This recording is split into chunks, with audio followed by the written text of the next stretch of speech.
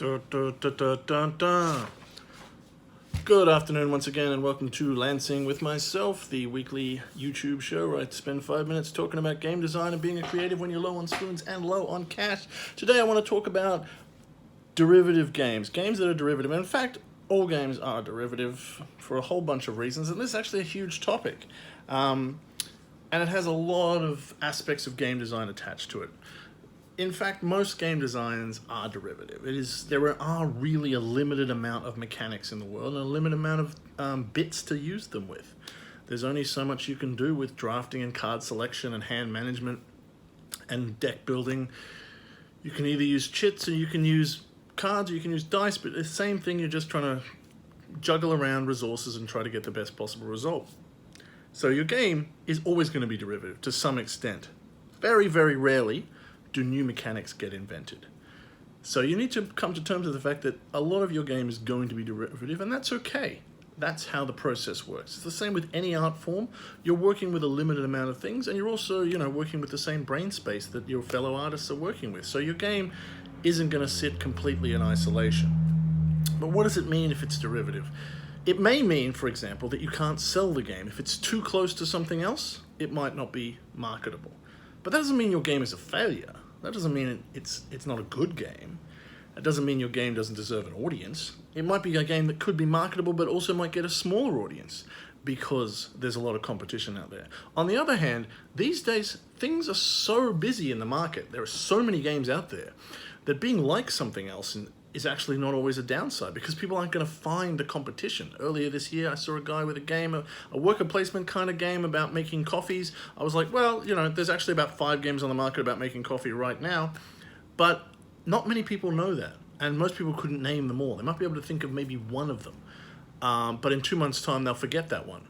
And that's the thing, is that when someone walks into the store, there are so many games out there. If you happen to have a good run for a couple of months and be an interesting coffee game, then you might make enough sales for your game to make money and be worth printing. So derivative in that sense isn't going to set you back because there are so many games out there. And that's part of the wonder of this thing. It's the same with movies and with Netflix these days. There's so much TV out there. Yes, a lot of it's kind of the same. A lot of it's got zombies or post-apocalyptic elements or whatever it is that's the new hotness. But there's so much of it that people can also stumble onto it and enjoy it. And as they say, there's somebody out there who needs your game. Just as there's somebody out there who needs your story, your picture, your art, your music. There's somebody on earth who's going to find your game and it's going to be exactly the right thing that they need, that does something just a little bit differently, that uses some combination of mechanics and ideas and imagery that clicks in their brain. It might only be one person, and that means your game might not be very marketable.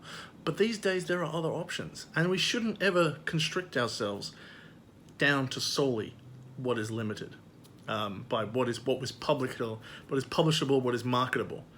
You might be able to just put your game online. You might be able to just share it with your friends. You might be able to just pass it around a game design circle. But if it's getting played, it might find that person that really needs it, and that's what matters. You found someone, you're sharing it with them. It might not set the world on fire, but it might set that person on a better life course.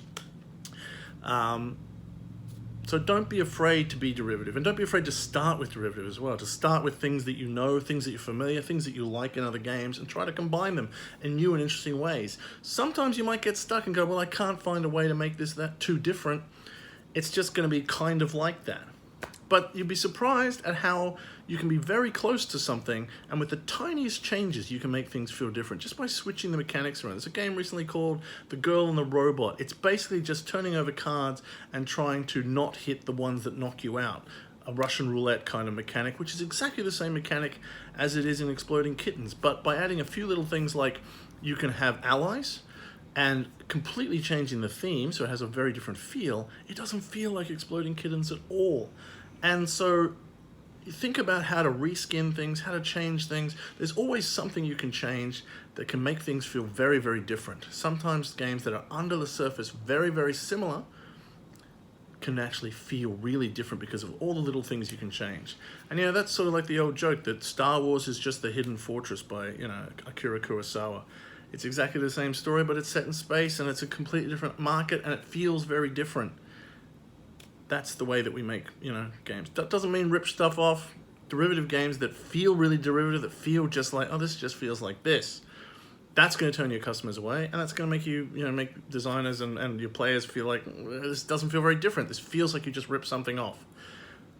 But the strange chemical alchemy that turns something that is kind of the same into, refreshingly different, is not something you can quite control. It's an art, not a science. So don't be afraid to start with something that's very similar and just tweak those variables. You might not make something that's marketable, but you're going to make something that's different. Put it out there. It might not be different enough to be marketable, but it might still be a great game, and it'll have its own unique spice to it. So find those points of difference. Don't be too worried about being too derivative, and just keep making games. If it is too derivative, you know what to do. Make the next one. Till next week, be good, play games, have fun, pat dogs.